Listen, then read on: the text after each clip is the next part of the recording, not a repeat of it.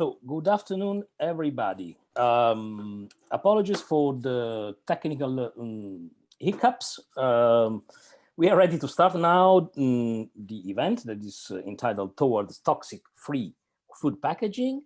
The topic is quite clear. First, my introduction. I'm Angelo Di Mambro. I'm an Italian journalist. I've been covering food and agriculture from Brussels for more than 10 years now. We will be discussing today of the food contact materials, of the materials we use every day, straws, plates, towels, and so on. We will be touching upon the new proposals that will be presented in the next years by the European Commission. The Farm to Fork strategy states that the European Commission by 2022 will table a legislative proposal on food contact materials. First, some housekeeping rules. The moderator, I will invite you to use the chat to ask the questions. Participants, please make sure that you have your real name. I mean, anonymous and questions coming from unidentified persons, I am afraid that it will not be taken into consideration. And clarify also for whom the question is. Join the conversation if you want on Twitter using the hashtag consumer debates. Opening our conversation today, we have the Monique Goyens, that is Director General of BEUC, and the MEP Christel Schaldemose, who has been actively involved in consumers policy for years and led the work of the European Parliament on food packaging laws. So let's start.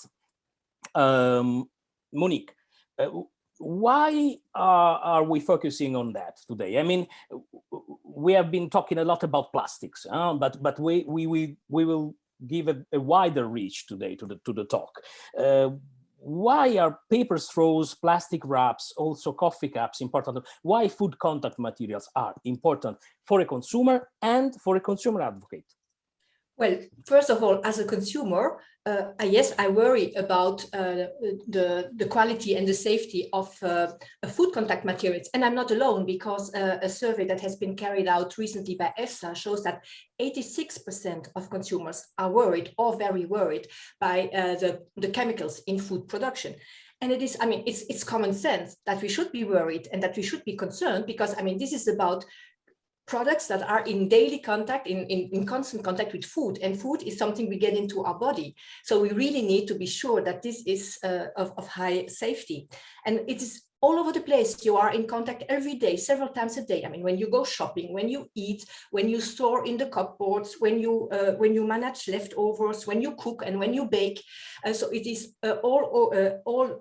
we are all surrounded by food packaging, and it is very important that they are safe and of good quality. And when we speak about safety, this is not only about the safety requirements, so the chemical content, but it's also about safe use. And there I would like to say, as a consumer, I was not aware until my colleagues who are experts on this have raised my attention. No, we all have this, for example, at home, you know, it's like an ice cream box. I would say quite safe for the ice cream. But what many people do, and I did that also, is I put my pasta sauce, bolognese sauce, hot or warm, in this type of containers, and then there is a risk of migration. And we think it is like a recycling, a very circular economy thing, but in fact, it's not really as safe as we want it to be. So what I would like to say, and there I take on my head as a consumer advocate, it is key that consumers can trust the safety not only of the food that they eat, but also of the packaging with which this food is coming. And the safety is not only about the fact that there should not be toxic, harmful substances in that packaging material, but also that the legislation provides for valid information so that people can also safely use the packaging, the different packaging proposals that are being made.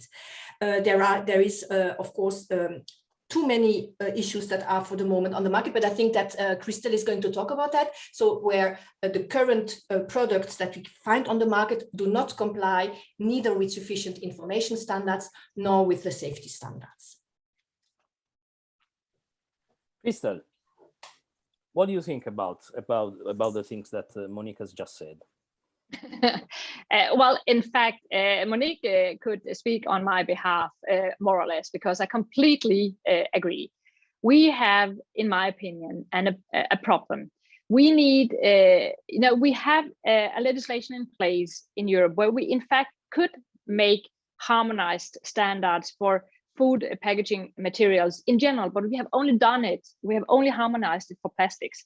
And that's why we in the European Parliament a couple of years ago called for revising the legislation in order to cover a wide range of food materials. For instance, canes, and I have a cup of coffee here in some paper.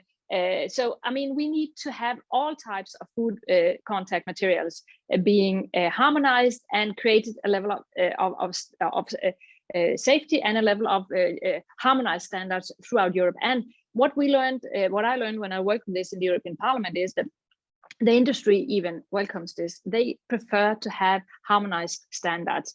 And I think that on a daily basis, all of us are using more and more food contact materials. As a user, as a consumer, we buy food on the go, and we do it even more and more these years.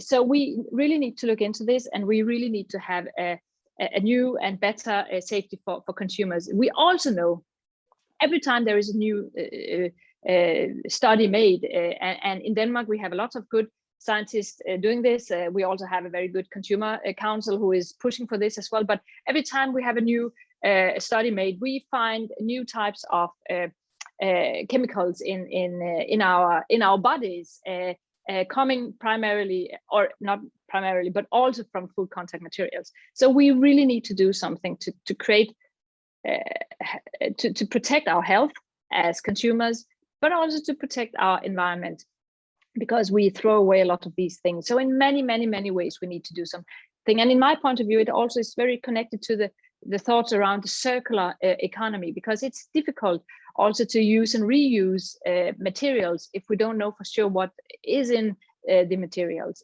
And since everybody of us wants to be more aware of the environmental impact of the way we live, we also need to have this into account. But first and foremost, for me, it's a question of safety.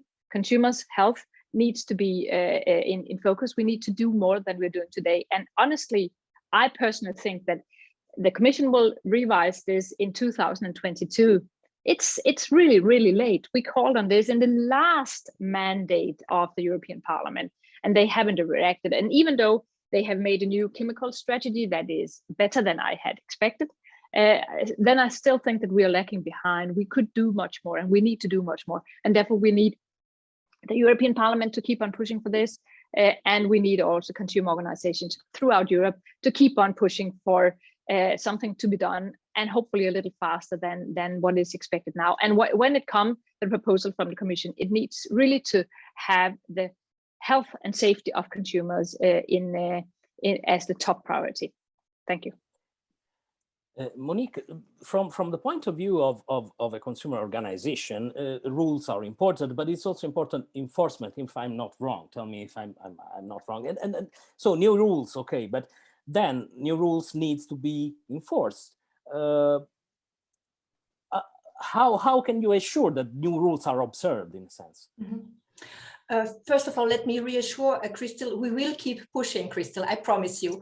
But then, of course, the rules need to be observed. First of all, you need ambitious rules. Then you need, of course, enforcement by member states, meaning that it is very important to step up controls, because already now there are products or contact materials on the market that do not comply with existing rules. Imagine then future rules. So it is very important that at the member state level, there is enough, let's say, political prioritization, so to give the resources to the authorities to do the tests and the controls and the enforcement cases. But also at European level, it is very important to provide the space for cooperation, for coordination, for exchange of best practices, because you should not, as a national authority, need to reinvent the enforcement wheel. You just try to exchange, those who have found out in a given product that there is a harmful or a suspected chemical. Well, they can communicate that to the others. Like, I mean, we have a RAPEX system, can be a RASC system in the food area. So it is very important to step up that enforcement part. But what I would like to say is very important, because what we see here, it is about food contact material legislation. But when it comes to enforcement, you can also use consumer legislation, because some of those elements are greenwashing. Now people want to get away from single-use plastics. That's the trend now. And we see a lot of materials coming on the market, bamboo, for example, that really surf on the trend. We are, environmentally friendly. We are more sustainable. And what we see, in fact, is that these bamboos are, in fact, also contain dangerous material, or they are not as biodegradable as they pretend to be. So it is very important here that also when it comes to misleading green claims, first of all, consumers are not misled, or if that's the case, well, use the legislation that exists on unfair commercial practices, for example, in order to stop as quickly as possible those environmentally unsound claims. Crystal, we have talked about enforcement, but we have talked also about one thing that has been present in your work, the consumer, the trust of the consumers, because we have seen, Monique was saying that consumers are turning to alternatives because they are, because of their sensitivity, because of they are reasonable human being and they want to be sustainable. And then they can find alternatives that are not neither sustainable nor safe. What can you tell us about being a policymaker, of the importance of this aspect? Well, first of all, I have to say that I've been a member of the European Parliament now for almost 15 years. And enforcement has always been the weak link, in my opinion, when it comes to consumer protection, when it comes to safety. We talk about it when we talk about non-food goods, and we also see the problem in the food sector. Apparently, we have a chronic underfinanced market surveillance system in EU, and I find that very, very problematic. And therefore, I think it is important to have a legislation that are crystal clear on this, that who has the responsibility and what do they have to do. And I think that one of the things I might myself want to consider suggesting when we have the new proposal at the table, I think that we need to do something to make sure that the member states are making enough control of what is on the market. So maybe we should put up a percentage of something that they have to do. They have to spend some percentage of something on money that can make sure that we can control the market. And maybe this was not clear enough, but I think that we need to put extra clear obligations on the member states to make sure that they do check food and food contact materials, among other things. And then, of course, I also think that Monique has a very valid point when it comes to misleading the consumers. And I find it problematic because I think the majority of consumers believe maybe, I have here a paper cup, and many would say, well, this is fine because it's better for the environment than using plastic, maybe even better for my health, because plastic with hot stuff inside is probably not so good. So people think this is fine, and sometimes they even have a leaf on it, or this says it's plant-based and it's renewable, but I don't know if it's true, and we need simply to make sure. I hope it's true, because I bought this cup inside the parliament, so I expect the parliament to make sure that this is okay. But I mean, we need control of these, because otherwise we are misled. And this is one of the classic things. People are sensitive; they move when they see that something needs to be done, so they move away from plastic into other materials. That's fine, but then they also have an expectation that things are okay. But we don't know for sure, because no one is really controlling this. So, with a new legislation in place, with harmonized standards on other type of food contact materials than plastic, because we already have that in place, then I think it also will be easier for the member states to know that they have to control and they have to make market surveillance based on the European way of doing things. And hopefully by that, it will be more safe. But I think they need to be aware also to look into the misleading aspects and not just the content or the substances, etc. So here again, I really agree with Monique, and we need to keep on having a pressure, and we need to find ways to make sure that the member states are doing what they're supposed to do, make real, valid and effective controls out there. And also information and transparency plays a role in that. And Monique, before going ahead, because we have to talk about the findings of the tests that consumer groups have carried out on these alternatives. A final word on this aspect, enforcement. You know, I come from a country that had a quite high level of expenditure on control in food chain, but it's 10 years now. This level is going down. And this is a tendency, this is a trend, I think, in many member states. How to ensure to reverse this trend? I mean, like Crystal already mentioned, this is really the issue. There is a systemic under-resourcing of control authorities. And it is even more dangerous to do that. It's playing with fire. I mean, it's a time bomb, because the next scandal will arrive. And in fact, what we also see when you combine this with the fact that online sales, and you can buy food contact material online, and when that comes from a third country, you just cannot enforce anymore. And so it is really important that, I mean, without proper enforcement resources and priorities, any legislation will remain a piece of paper, full stop. So you really need, if you want to walk the talk, you really need to provide not only the funding, but also to provide the mandate to the authorities to prioritize this type of controls. And once you step up controls, you make the safety net denser, and then there will be there should be normally less and less appetite to fraud and to or to just not respect the safety legislation. What I would like to say, maybe as a positive, because we also can say positive things, because you will speak about the test later, but what is very important to know is that there are too many products that have that contain chemicals of high concern, problematic chemicals. But there are, for the same type of products, there are also products that don't contain those chemicals. So that means alternatives are available. So that's the first good news. And so some manufacturers just don't use those chemicals. And the second good news is that it's not a question of price. Sometimes the cheaper products had better chemical performance in the safety sense than the more expensive ones. So it's the second good news. You don't need to be expensive to be safe. So that's good. We should go into that direction. And on this positive note, I thank Monique Goyans, Director General of the BEUC, and Crystal Schaldemose from the member of the European Parliament. And we move forward to our next lot of interventions.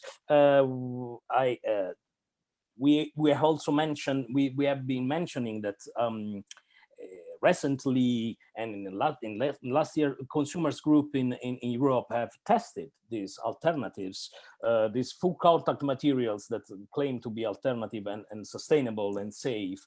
And they found something of concern. We will go in depth in these findings with Stine Müller from the Danish Consumer Council and Cécile Lelasseux from the French consumer group UFC Que Choisir.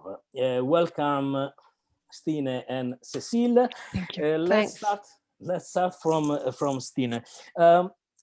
Why did you carry out this test? I mean, what is the driver? Why thinking about investigating food packaging made of alternatives that are sustainable or claiming to be? Yeah. I think actually most of the reasons to perform this test have already been mentioned by Monique and Crystal, but I will try to wrap it up again. I think first of all, several single-use products made of plastic, like straws and cutleries, will from this summer no longer be allowed in the EU. So therefore, alternatives to these single-use plastic products are now increasingly on the market. And these alternative materials are, for example, paper and board that have been around for a long time, but also other natural materials like, for example, palm leaves or bamboo, molded fibers of several crops like sugarcane and wheat, so different alternatives. And these alternative materials, they are not covered at the moment by a specific regulation in the EU. Of course, they are all under the frame regulation for all food contact materials. And that also applies for these not harmonized alternative materials. But there are no requirements for any specific substances for these type of materials. There are different national rules and recommendations that we also have used in the test, but there are no harmonized rules in Europe. And then finally, what has also been mentioned is that European organizations, consumer organizations, including members from BEUC and ICRT, have previously shown that, for example, paper straws or coffee cups can contain potential carcinogenic chemicals. And we have also previously shown that the use of fluorinated substances in paper and board food packaging, for example, for fast food. So all these alternative plant-based food items or materials, they can help reduce our reliance on the plastic for single use, which we really welcome and support. But they may, however, due to this lack of regulation, also expose consumers and the environment to chemicals of concern. So this is the overall reason why we wanted to carry out this test in looking at chemicals in single-use tablewares made of other materials than plastic. So I think that was it. Cecile, but Stine has mentioned that already. But which kind of products you test? What and what you were looking for? Yes, as Tina said, we decided to focus on plant-based food contact materials, alternative to plastic, single-use items, and we focused on 3 types of FCMs: paper straws, palm leaf bowls and plates, and finally molded fiber bowls and plates, and especially bagasse, that is to say molded sugarcane fibers. We were then helped by specialized and accredited laboratories to choose the relevant substances we would be looking for in these products. And we especially looked for Pfas, per and polyfluoroalkyl substances, chloropropanols, and pesticide residues. Why? Well, as for Pfas, you know that we know that they are quite bad both for the environment and for human health. They are called forever chemicals, and it is known that exposure to that type of substances is linked to severe health effects, for instance, some cancers or developmental toxicity. And in fact, in food contact materials, they are widely used for their grease and water repelling properties. For instance, in the case of the paper coffee cup, we don't know for sure, but it might be used in order that the coffee it doesn't spill out or bring water to the food contact material. For Pfas, we chose to measure the total organic fluorine level rather than to perform a targeted Pfas analysis, because we did not want to overlook any fluorinated compound. And also because this analysis method is the one that is recommended by the Danish authorities that have fixed, in fact, an indicator value to know whether to suspect or not intentional use of Pfas. So we looked for a Pfas in paper straws and bagasse products. Then I talked about chloropropanols. Well, it's another group of contaminants that has been linked with carcinogenic properties. We focused on 3 MCPD and 1,3 DCP. And as Tina said, such chloropropanols had already been found in paper straws by a Swiss laboratory. So we looked for chloropropanols in bagasse products and paper straws. And finally, we looked for pesticide residues because we thought that such residues might be present in the products, both because they are used to grow the plants that are used to produce the food contact materials, and also during the processing of the materials. So we looked for them in bagasse and palm leaves products. Thank you. I remind everybody that if you have a question, you can use the chat to ask questions. Stine, a question: how the consumer react to this kind of news? When you released these tests, how they reacted? Do they care about these findings? I mean, it's not that long ago we published it, so we still don't have the overview of the reactions, especially for this, in particular for this test. But we know in general that it is issues that the consumers are aware of and are concerned about. I think also Monique mentioned it, and we also made surveys in the Danish Consumer Council that points out that a lot of consumers are concerned, or very highly concerned, about chemicals in food contact materials, and also that they prefer, I think it was 7 out of 10 or something from this representative survey we made, that actually preferred to have rules that ruled out that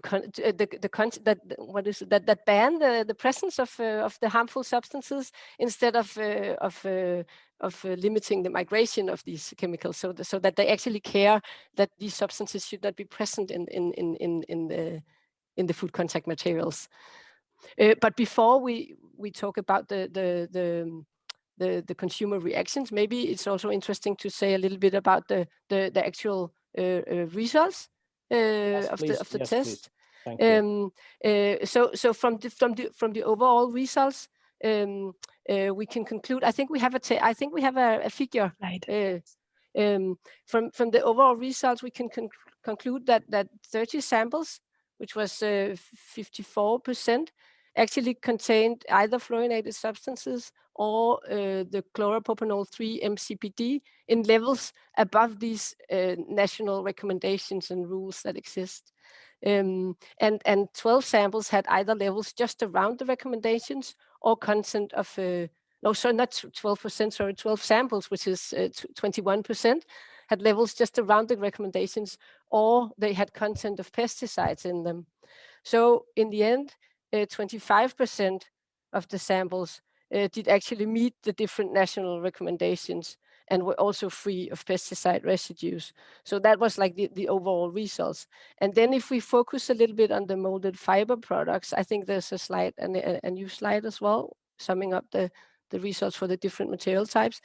So this was the molded fiber products. The most striking results was that all of these products, so 100% of these tested products, did have content of organic fluor at levels that, according to the Danish food authorities, indicate intentional PFAS treatment in order to make this material durable or water and fat resistant. And the PFAS treatment actually was confirmed by several of the manufacturers that we were in contact with in relation to the test.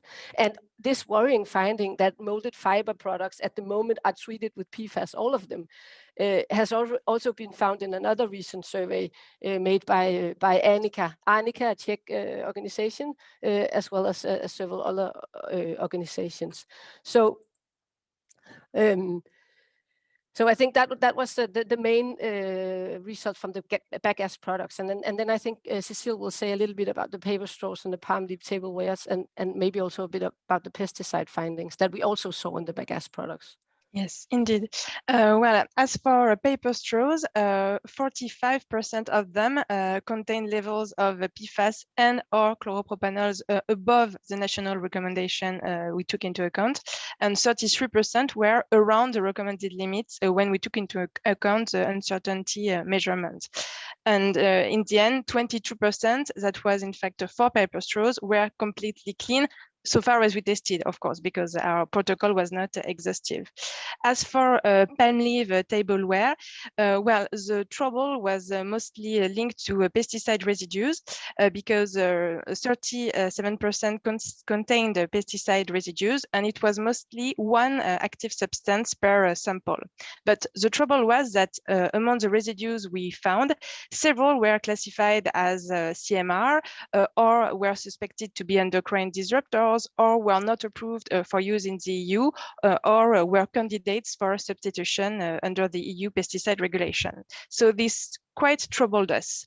For all the palm leaf tableware we tested, we also performed a worst case migration calculation to compare, in fact, the level found to the reference values we had at our disposal that, of course, are not designed for food contact materials because they are designed for food.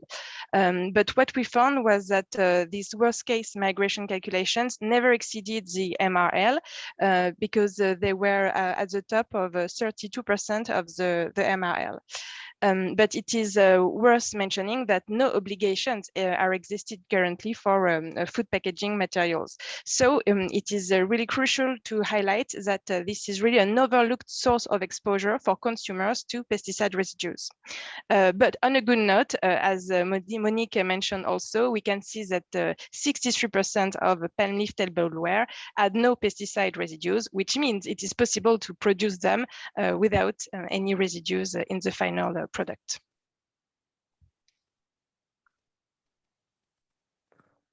Thank you for the presentation. I would pick 1, 2, 3 questions in the chat. Would you say that these natural quotation marks materials are even more dangerous to human health than plastic materials? This is from Joanna Bere, consultant to CHEM Trust. Who wants to take this one? Cecile? And I think we will not say that, okay. But we will say that it is really clear that there is a strong need for regulation of these materials to make sure that they don't contain these harmful substances, and to make sure that they are safe for the consumer. So I think that's the main thing which differs from the plastic, that we don't have any regulation. And we also talked about enforcement and control before. And how do you enforce and control if you don't even have rules? So what I mean, it's, you know, everything is lacking for these alternative materials. But then I think there's another issue maybe worth mentioning, is this about the misleading claims? Because I think here that is something particular for this kind of products, because they do a lot of green claim and green advertisement, which is different from the plastic, I think. So I think regarding the misleading issue that was also mentioned from the beginning, we see that quite a lot for these alternative products, and I think it's clear here, especially for regarding the content of the fluorinated substances in some of the compostable products, that in our opinion, it's misleading to call them environmental friendly or compostable if they at the same time contain this high amount of forever chemicals. Other 2 questions. One is again for you, Stina, I guess, because it's for Denmark. Okay. The Pfas in paper and card food packaging has been banned in Denmark.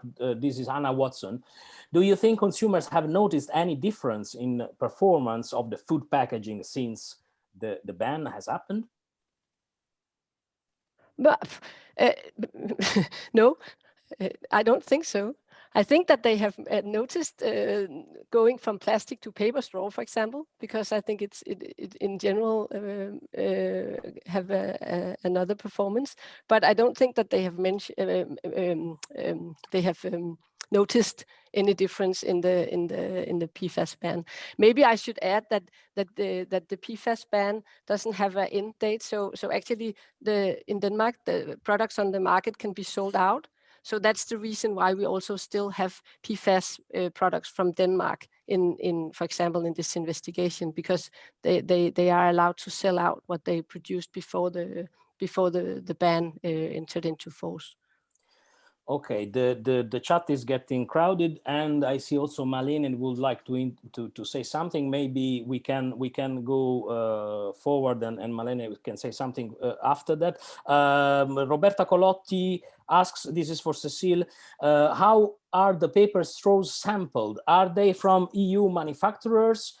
because okay, Roberta Colotti says EU manufacturers are producing according to EU standards, but products from third countries are coming in and create an unfair competition. So how did you sample the straws and so on?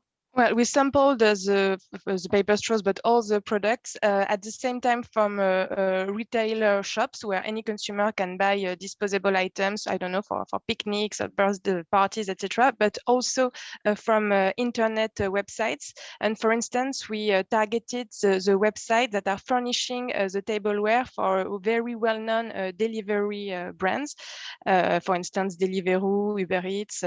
And so as for the country producing the tableware items, it was not always very clear where they did come from, because I think there are many intermediaries, in fact, in the selling of these products.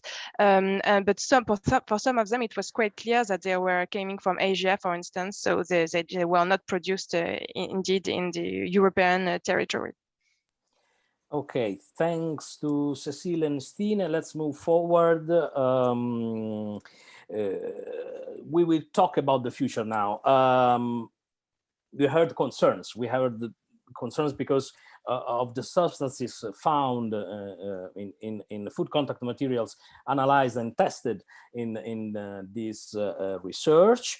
And now we will discuss about what to do in the future. Let's start from the European Commission. We have with us Claire Bury, that is Deputy Head of Unit at DG Sante. Okay, the European Commission is going to present a proposal on food contact materials. Why? What are the goals of proposal? Where to start from to achieve these goals, and how could the reform address the concern we have heard so far? Claire Bury, please. Good morning. Okay. Good morning, Angelo, and good morning, everybody. Good afternoon, rather. It's a pleasure to be here. Thank you very much for the question. The event is very timely, I think, because we are reaching a point where we are considering in a lot of detail now the commitments that the Commission made under the Farm to Fork strategy to revise the legislation. As you know, this is a complicated piece of legislation. It covers not just the food packaging, but also machinery and equipment, containers for storage, transport, kitchenware and tableware. It's a big market of about 100 billion euros, which consists of many operators in the chain. The world is quite diverse, which makes our job quite challenging in terms of devising the right kind of legislation. But we've been working now on an evaluation, which is rather well advanced. And I think it's probably the halfway mark now in terms of identifying problems and looking forward, which is why I think today's event is very timely. I would like to highlight some of the points that have come out of our evaluation. Some of them have already been mentioned. But I'd also like to test a few ideas about where we might be going in the future, as you suggested, Angela. So the first point I think that we've identified, and which has been consistently mentioned by the stakeholders, and Christelle mentioned it this morning, is the lack of EU-specific rules beyond mainly plastic food contact materials. I think Monique mentioned it too. So although there has been a legal requirement for, I think now, 4.5 decades, this legislation has been in existence for quite a long time, there have been very different ideas about what to do aside from plastics. So I think the time has come now to try and bite the bullet, as they say, and see what we can do in those areas. The second issue that we need to address from the evaluation is, I think, the approach that we have in the current legislation, which regulates specific materials with what we call these positive lists and the pre-list or authorizations, which we found are only partly effective in addressing the challenges. It's quite inefficient in some respects. It's very resource demanding, and it's not always coherent, this approach, with other legislation. We have, I think, insufficient focus on the safety of the final consumer articles, which of course everyone here has been underlining how important that is. And it also, I think we have some question marks on the non-intentionally added substances, which may become greater with new products coming onto the market, and also difficulties in ensuring testing methods and compliance with the rules. Now, the third thing is that the assessments and authorizations are tailored to the specific use of substances in plastic food contact materials. So we think that we need to better prioritize the risk assessment and risk management of substances in line with other legislation to adapt the approach here to what we see in other legislation, and better using the resources that we do have. In the Farm to Fork and in the chemical strategy, we said that we should focus on the most hazardous chemicals and the most vulnerable parts of the population, regardless of the type of material in which the chemicals may be found. So I think we also need to take this into account as we move forward. Monique and Christelle mentioned the problem of enforcement of the legislation, which is certainly something which we're concerned about, and poor transfer of information in the supply chain. And we've got some ideas about new systems that we could use. We've got some, they're very basic ideas at the moment, but we do have some ideas about new systems that we could use, which would hopefully increase capacity, reduce the burden of enforcement, and also reduce the amount of compliance work that companies need to do. In particular, facilitating small businesses and introducing requirements to generate and make more readily available transparent and important information through digitalization. I think there are important developments in digitalization which we can use in this area. And the final point that I want to mention, which is very relevant to today's topic, is indeed, as what Stina and Cecile, the results of the testing that they've put forward show that we need to be able to rise to this challenge of supporting safer and more sustainable alternatives. We need to make sure that these types of articles that are manufactured with more sustainable production sources and methods, such as those that are plant-based or bio-based technology, are subject to dedicated and clear rules on safety to incentivize their use. We do need to, because plastics are going off the market, we need to incentivize new products, but we need to incentivize new products which are safe. So a revised approach putting more emphasis on the safety of the final food contact material, we think will facilitate that. I would like to say, before I close at this point, a few words on timing. So Christelle said 2022 is very late, and believe you me, we understand in the Commission the sense of urgency, and this Commission is very committed to delivering. We said it in the Farm to Fork strategy. Obviously, everything that we've done on the chemical strategy and the circular economy action plan confirm that this is a priority for the Commission. But we do need proper consultation. As I said, it's a complex piece of legislation. We also have lots of different actors in this. There are, I think, out of the files that I've dealt with, this is the one which has the greatest number of different stakeholders. So we need to make sure that we bring all the stakeholders on board. We need the consultation to be broad so that consumer organizations and other NGOs are brought in as well. We're committed to that. This needs good preparation. We want to make some significant changes that will make a difference to the way this legislation operates. So it takes a bit of time to design those kind of changes, and we want to take that time to do that. But at the same time, this Commission is very committed to coming with a proposal. Now, the Farm to Fork strategy talked about 2022. In the meantime, we've had the chemical strategy, which causes us to look again at the situation, reassess things. So I would say it's more likely to be beginning of 2023 before we can make the proposal. But this is not because the Commission is committed. On the contrary, the Commission is fully committed to this, to making a proposal, but we want to make a proposal that is going to be respond to some of the difficulties that there have been in terms of applying the existing legislation, and one which will be a really good basis for the Parliament and the Council to move quickly before the end of the mandate of this Parliament to adopt a revised legislation. Thank you. Thank you to Claire Bury, and apologize because I said deputy head of unit. No, she's deputy. It's okay. It's all right. You made me feel younger, Angela. It's all right. Yeah. Tu m'as rajeuni, yeah? No, apologize. Really. No, it's all right. No worries. So let's open the talk. Thank to Claire Bury, because she has said many things, and she has already taken some inputs from the precedent panels. Jane Munke is executive director of the Food Packaging Forum. Okay, there is a reform that is in sight, let's say. can you tell us more on why the goals of public safety, food safety and public health, sorry, are important, how they could be achieved through the reform? What is the idea that you have made about that? Good afternoon, and thank you very much for inviting me to contribute to this discussion. And thanks for that question, Angelo. So I think as a scientist, I like to look at the facts. So what is it that we know about food contact materials, food packaging, and especially the chemicals that are present in all types of food contact materials and articles? And I think the key point here is that these chemicals, we've heard it a number of times, they can transfer out of packaging into food. And so the packaging can become a source of chemical exposure for citizens, for EU citizens, also including the vulnerable groups that have been mentioned.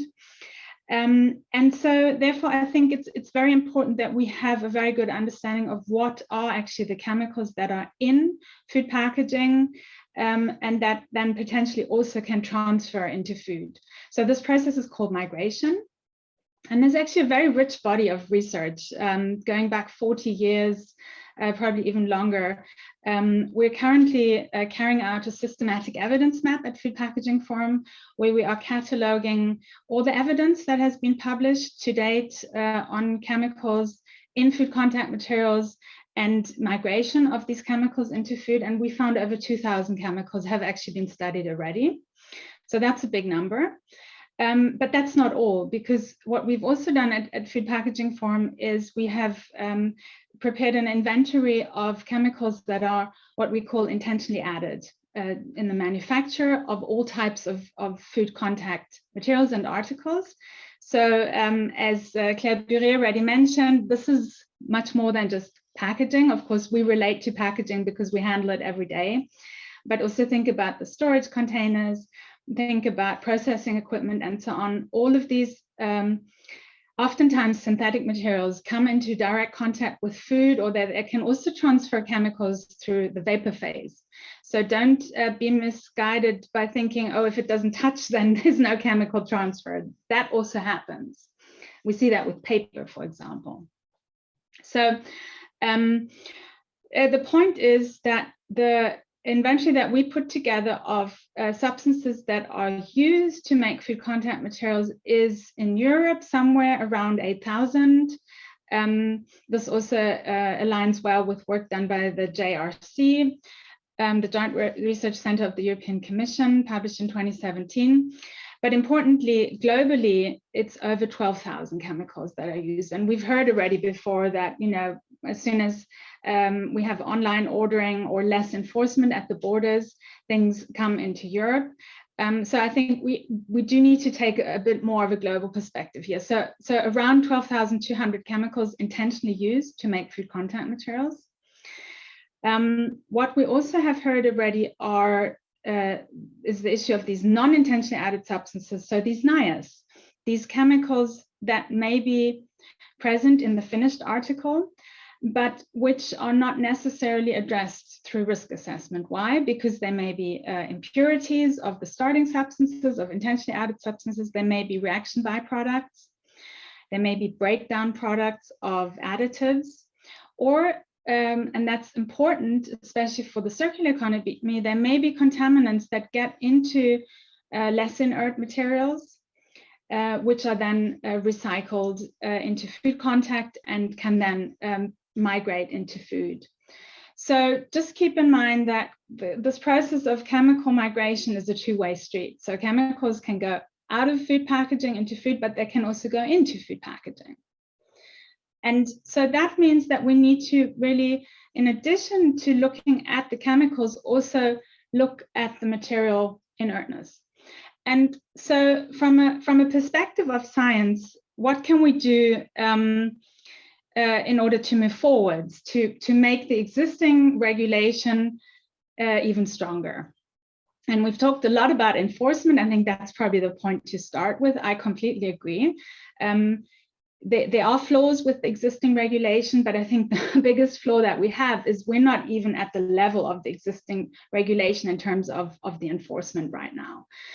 So when we have a new regulation, I would strongly also agree that enforcement has to be one of the key things that is addressed here sufficiently.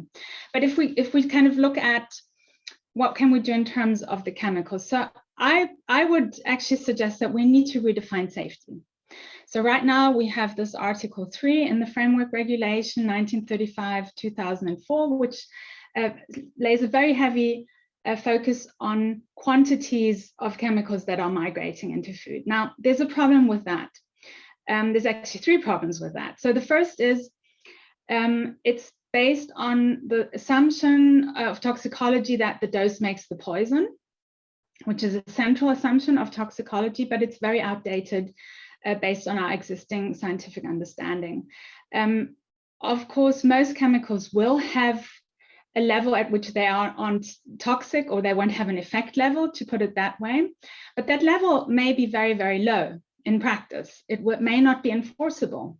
So you have to keep that in mind. If you kind of have these very, very low, what we call thresholds for effects that you cannot measure, actually, you cannot measure the quantities of your chemical at that very low level, then it is prudent and simpler and easier to just assume that there is no effect threshold. And so you assume that these chemicals with very low effect thresholds are hazardous chemicals. So you get rid of those. So that's the first point. The second point is that chemicals will migrate not just as single substances, but they migrate in bulk, right? So you have to consider that. You have to consider mixture toxicity. That is something that the chemical strategy is considering, indeed. So again, it's a good direction to look at the finished article and to look at the overall migration of all the chemicals there.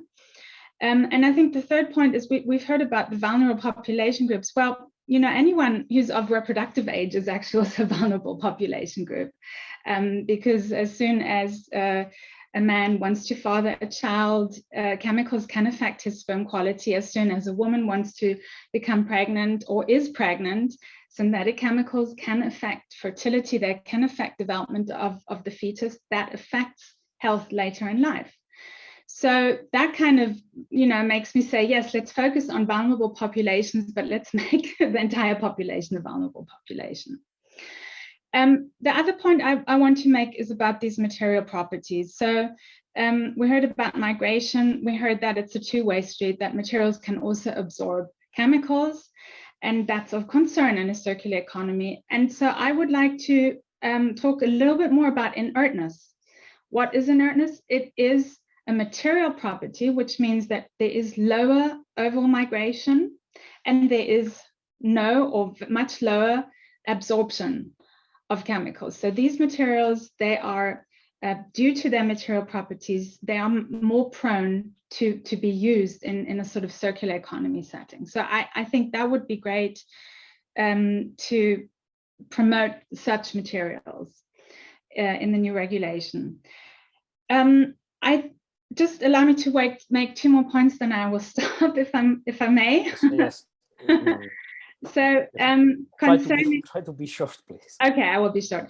So concerning the most hazardous chemicals, actually, we at the Food Packaging Forum, we have put together a list, a priority list of hazardous food contact chemicals. This is done in a systematic, science-based way. The methodology is published, the list is published. So these are 608 chemicals at the moment, and that is immediately actionable. So these could be chemicals that could immediately be taken off the market or removed from food contact materials. So I invite people to have a look at that. And then I also think that one of the things we need to look at moving forward is how do we test these hazard chemicals? So it's laid out in the chemical strategy, which types of hazards should be focused on.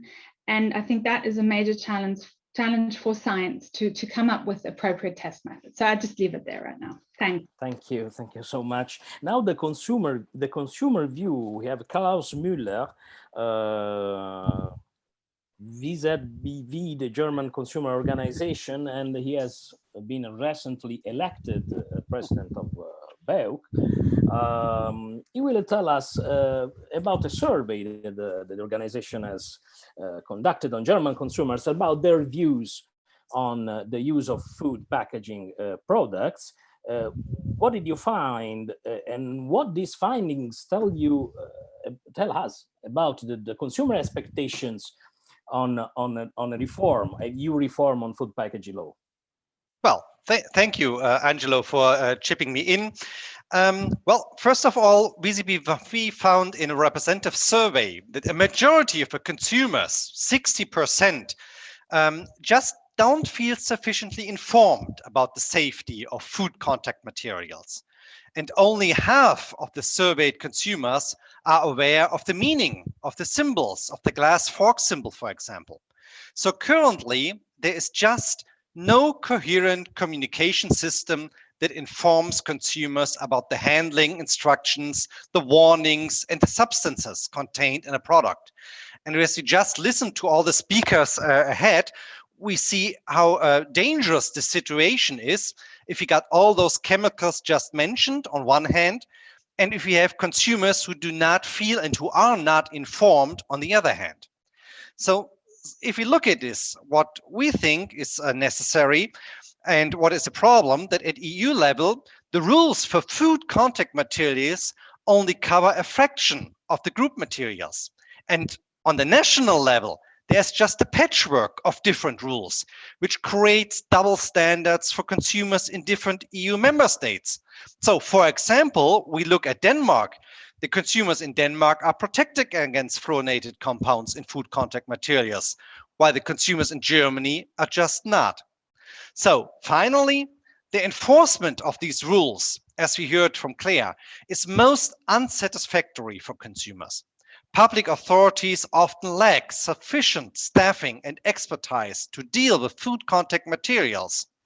So therefore, they barely analyze these product groups at all. In 2019, less than 3% of all food samples taken by German control authorities were part of the category of food contact materials. So, what we need and what we are now just discussing about, it's high time for a new legal framework for food contact materials. And I really liked Jane saying we need to redefine safety for that. It should be ensured that consumers can rely on the safety of food contact materials. And well, let me just tell you 3 principles I think it should be based on. So first, it should help consumers to use food contact materials safely.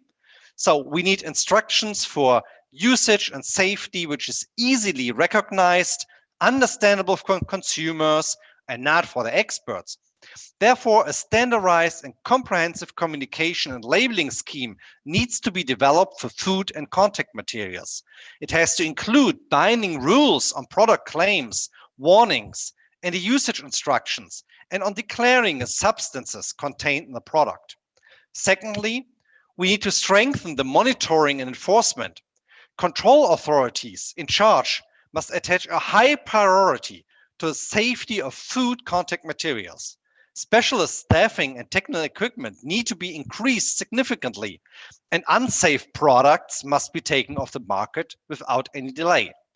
And last but not least, it needs to include a clear ban on particular harmful substances.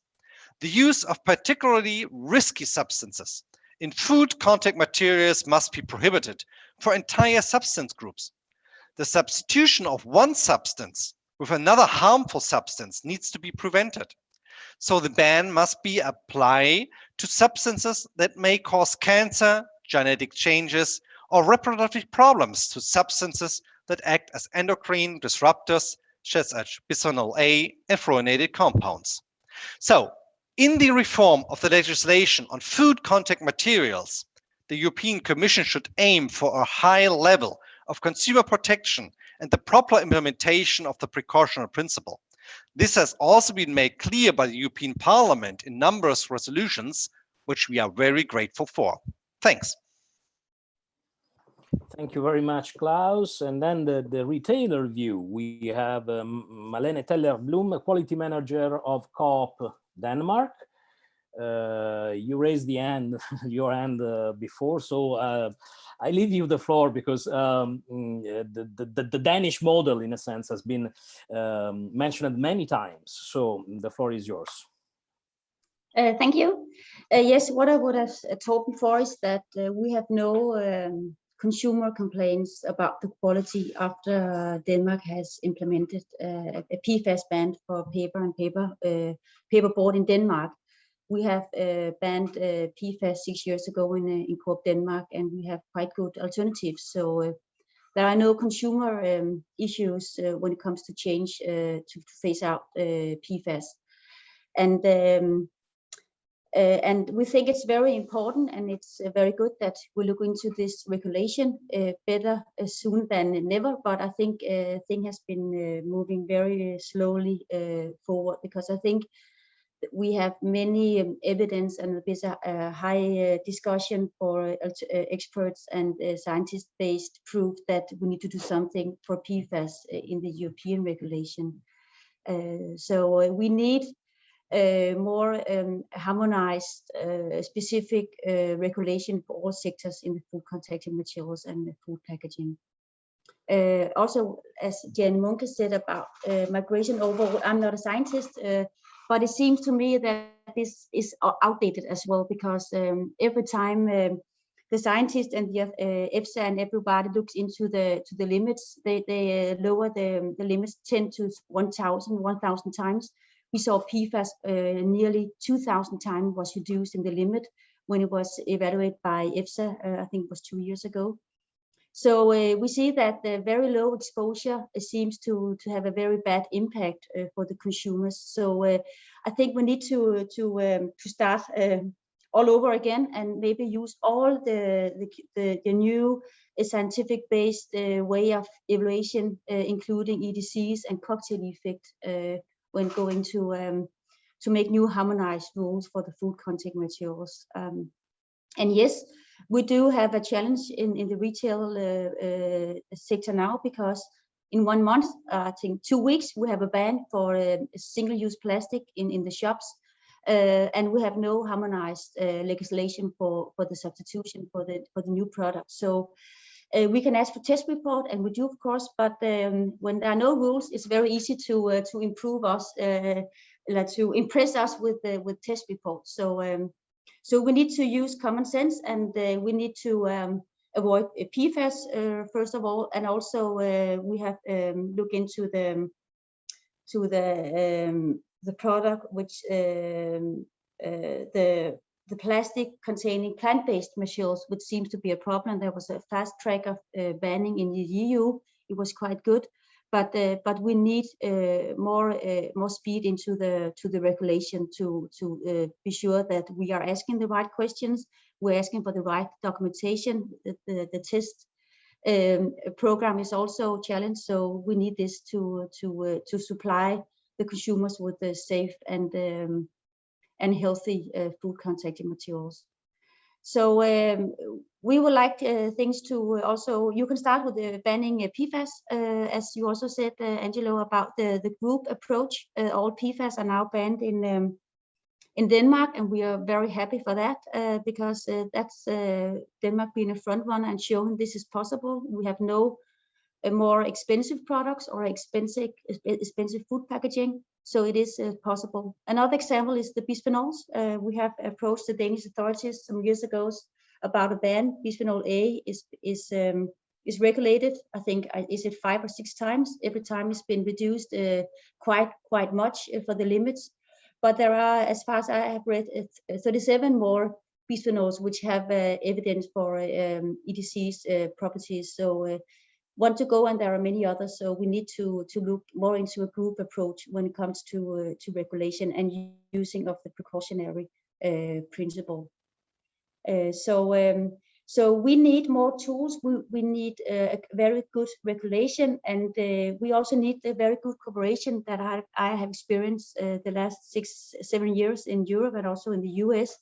So we can ask the right questions, and we can set the right requirements towards our suppliers, both for food contact materials, but also for the producer of the food, because we buy food from the food producer. We do not buy food packaging from the food packaging. So we need to help our food producers, suppliers, to ask the right question back in their supply chain, where they are using the wrapping for the food.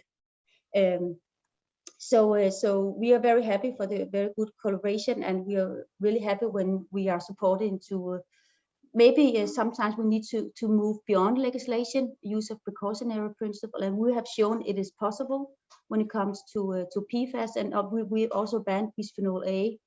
I think it's also 7 years ago in cans and other products, baby. I don't know what the English word is. Yeah. So let's start to have the front runners to use the scientific evidence now to ask the right question, to implement the right restrictions, and we will be happy to try to use it in practice to challenge our suppliers to supply us with safer alternatives. Thank you. Okay, thank you very much, Marlene. Before asking Claire a reaction to all these inputs that she has received, I will remind everybody that you can ask your questions in the chat. So, Claire Bury, your reaction, your feedback. 5 minutes, if we can make okay, it thanks. in 5 minutes. I know it's hard, but okay. I'm sure I can make it. I'll try. I'll do my best, Angela. I promise. Okay, so I think I take what Marlene said first. I would just want to underline that whatever we do will, of course, be science-based. It will take account of the most recently available scientific information, in particular on the PFAS. I think we understand the concerns that there are around those at the moment, and we will take that into account. I think what we're trying to do is change the framework so that it's easier to update, and that can be done more speedily in the way that you're suggesting, Marlene. I think we're very much going in the direction of travel that you're indicating. I think on the PFAS as well, I would just underline that there's not just action from the Commission side from food contact materials. Our colleagues from DG Environment are also, sorry, not DG Environment.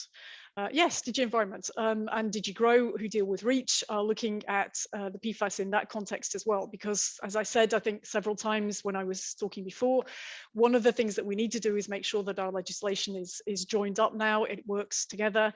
And there are already some, I think, ideas about broad restrictions on food packaging, which are linked to environmental concerns, and we need to be sure that we hook up with those. I think I heard very clearly what Klaus was saying, and I think we could go along with most of the, in fact, I think I could go along with all the points that he made there in terms of the principles that we should use now as we go forward. You mentioned the product claims, of course, which have been mentioned several times, and where I understand that we need to, we already have provisions, but we may need to look at those again to bring them up to date. And you were asking for this clear ban on harmful substances. I mean, that was one of the things that I was underlining very much in what I was saying, you know, that those harmful substances, we need to be very clear about what we do on those, what we do on the toxicity around those. I think, well, I mean, Jane made the point about anyone who's in a reproductive stage could be considered to be affected by this. So we shouldn't be just talking about certain parts of the population. We should be talking about all of the population, yes, but I think some maybe are more vulnerable than others. But I take your general point, which is that, you know, we need to make sure that there's a basic protection for everyone in this legislation, and we won't move away from that. I think, I mean, you came back to the enforcement again. You said this is one of the biggest problems that there has been in terms of the legislation. And I mean, we agree with that. I think part of it, as Monique said at the beginning, is that member states don't put enough resources into this. And we will continue to push for more resources to be put into it. But at the same time, I think we have to make the legislation easier to apply. It shouldn't, you know, we should, wherever we possibly can, we should simplify it, we should make it clearer. On third countries, because that was mentioned, obviously the rules apply once anything is placed on the EU market. If we have more specific rules, then we can direct member states to target particular products when we identify them. And we've done this for plastic kitchenware coming from China. We've also recently been working within DG Sante with the colleagues who deal with food fraud as well, looking at some of the bamboo and malware products that have been put on the market and trying to deal with those through the fraud chain as well. So we're trying to have a more joined up way in dealing with the problems that we identify. I think if that's okay, I don't know whether it was a full 5 minutes, but can I stop there for now, Angelo? Of course, because I guess there will be many questions. Now we start the Q&A session. I have there are many questions on PFAS actually. Some of them have been replied already, but this one is difficult. It's the Kirsten Effers from VZ and RW. But how is it possible to protect consumers now, as the PFAS treated products are going to replace plastics and are increasingly on the market? Who wants to reply on that?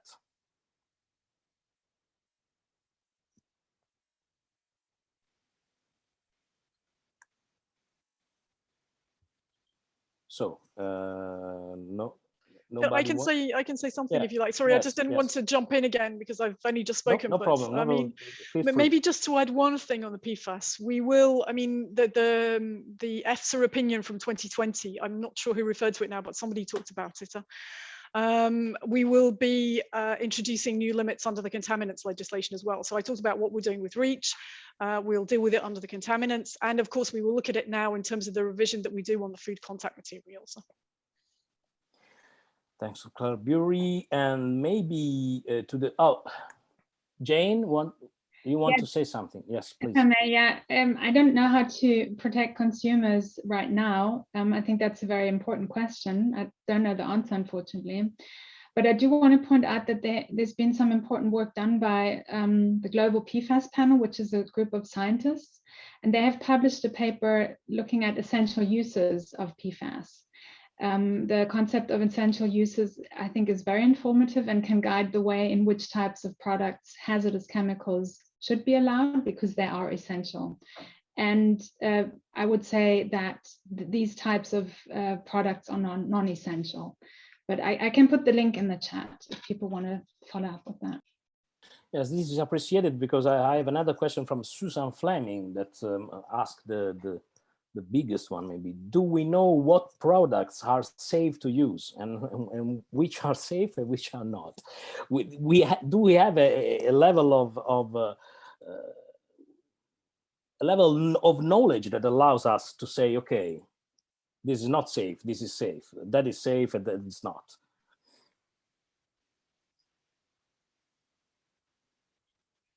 Who wants to take this? So I guess I'm sorry, I don't want to monopolize, but so I think it depends on how you define safety.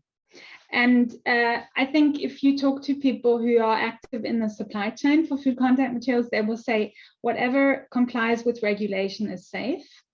I explained in detail why I disagree with that statement, why I think that we need to redefine what safety actually means. And so, yeah, I really think, if you're looking at presence of hazardous chemicals, unfortunately, probably a lot of the food contact materials right now would be considered unsafe. Thank you. Other questions? I don't see those. So I would ask something to Malene instead, because from your experience of retailer, you talked about the importance of cooperation with the other parts of the supply chain. Under this respect, in your concrete experience, what are the tools and approaches that you have used to cooperate with the others, and they maybe could be included also in the new legislation? Yes, thank you for the question. The things that help Court to move forward and implement this ban was that we have been one-to-one contact with scientists, authorities, and also NGOs and experts all over the world, actually.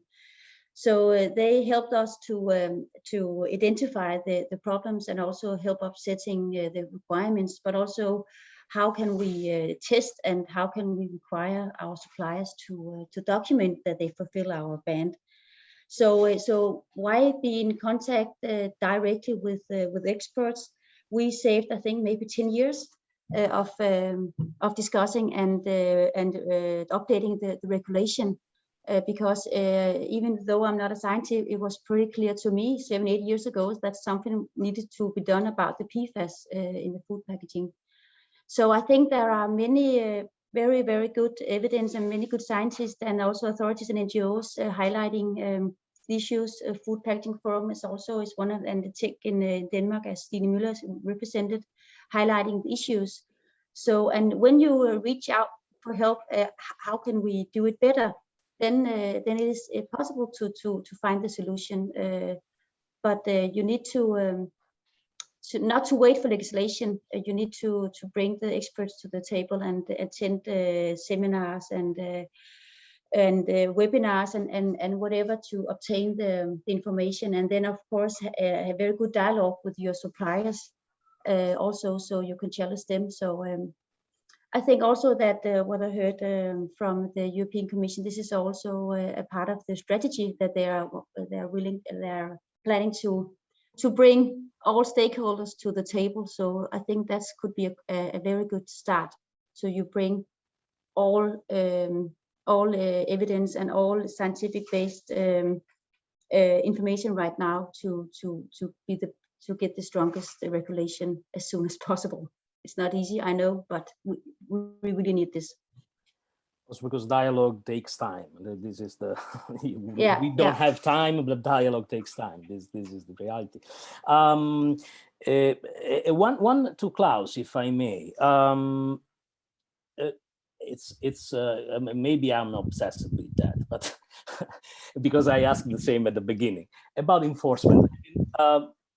How to design an effective enforcement system with sufficient resources? Some have said, okay, member states have to put more money. Some, what is your point of view? Well, money is quite important for it, because safety will always produce some costs. But on one hand, I'm convinced that consumers are actually willing to pay this price, and they pay it either on the product as a taxpayer because they do not want to pay it with their health. So it's actually something which should be just normal. It's totally accepted that food safety is something we can rely on in the European Union, and the same should be just true for the food contact materials.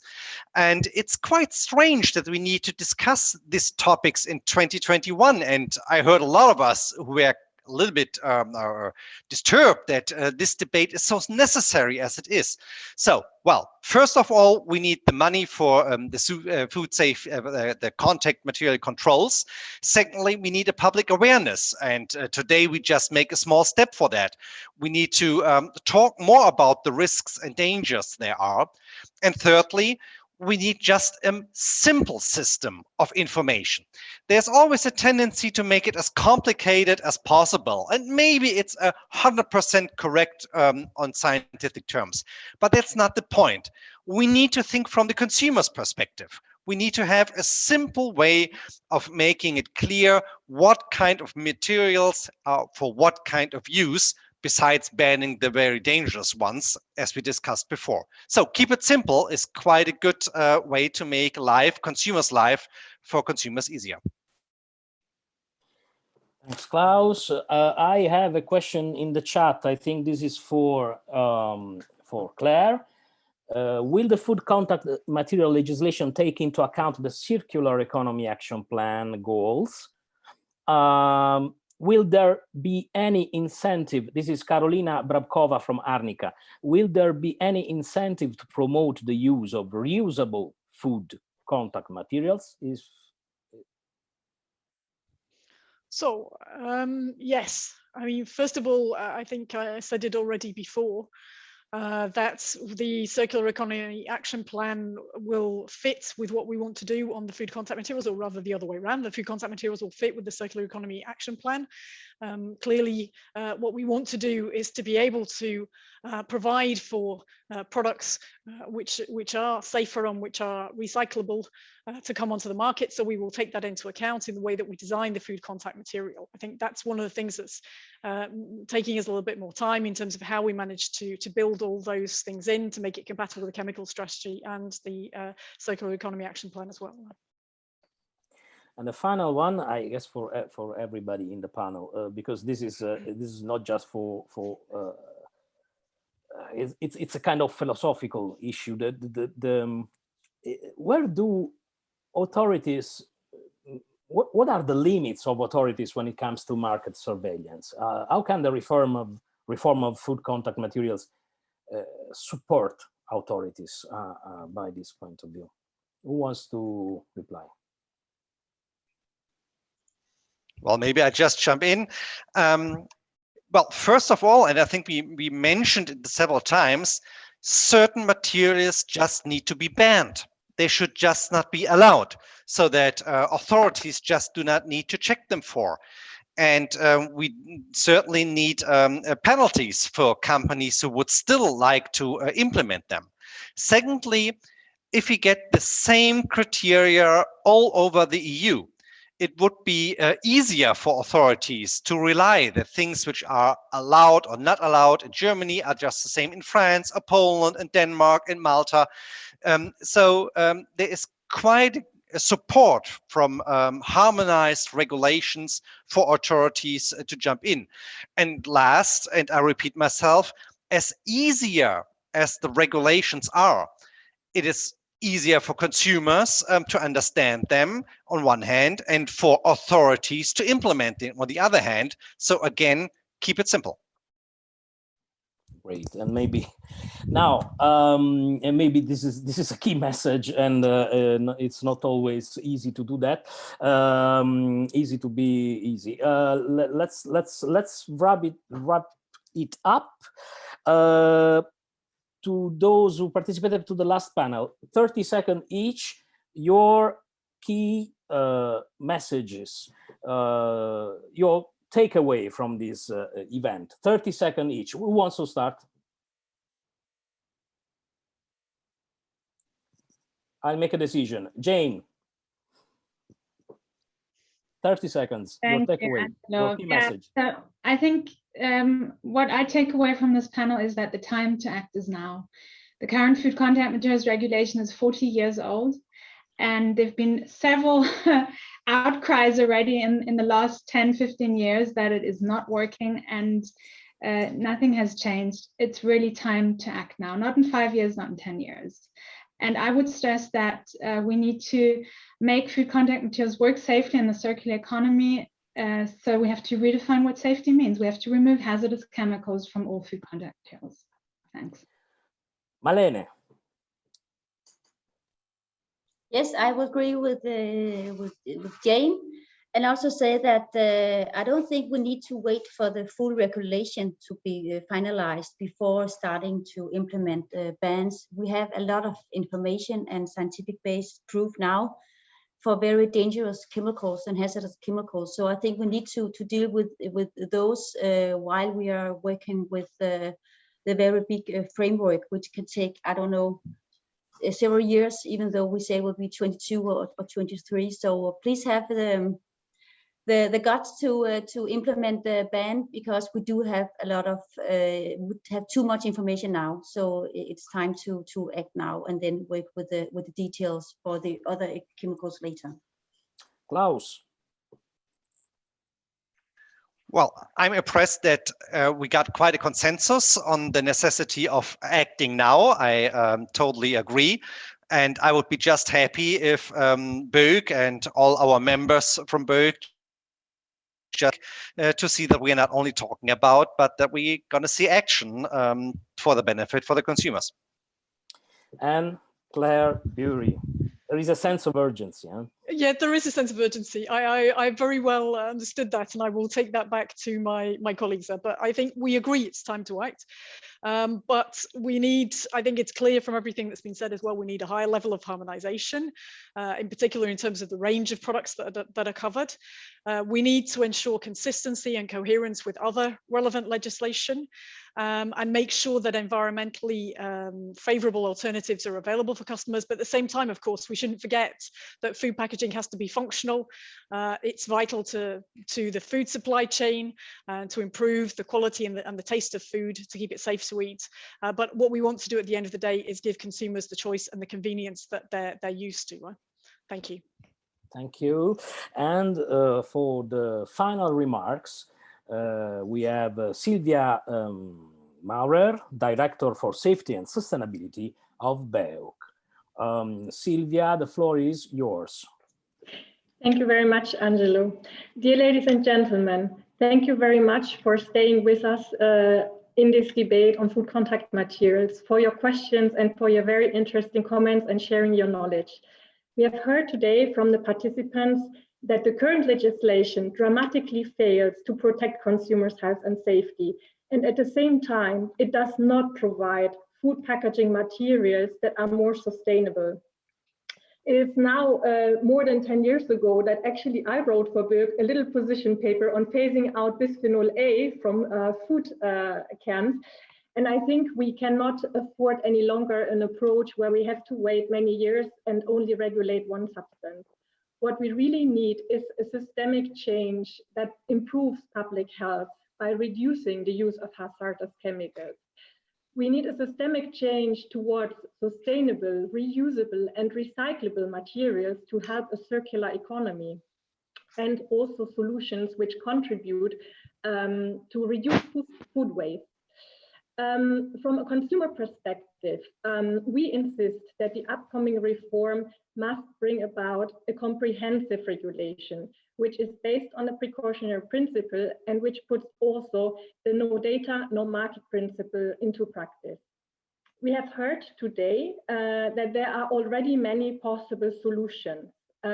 One is that we shift away the focus from regulating chemicals used to produce food packaging to actually the chemicals and mixtures that can leak from the final products into the consumer's food. Another aspect is that we need to urgently reduce the tolerated level of food contamination by lowering the migration limits. And that means also that certain ingredients maybe need to be banned upfront. We have also heard that we need a better labeling and safe use instructions, which makes sure that the actual consumer behavior is taken into account. Consumers shouldn't store fatty food in single-use ice cream containers like Monique has shown at the very beginning. People need to be aware about that. And finally, we have talked a lot about the need to improve enforcement, to step up the capacities of the member state authorities. But I also would say we urgently need to embed and make consistent this food contact materials reform with other legislation in the EU market that is ongoing.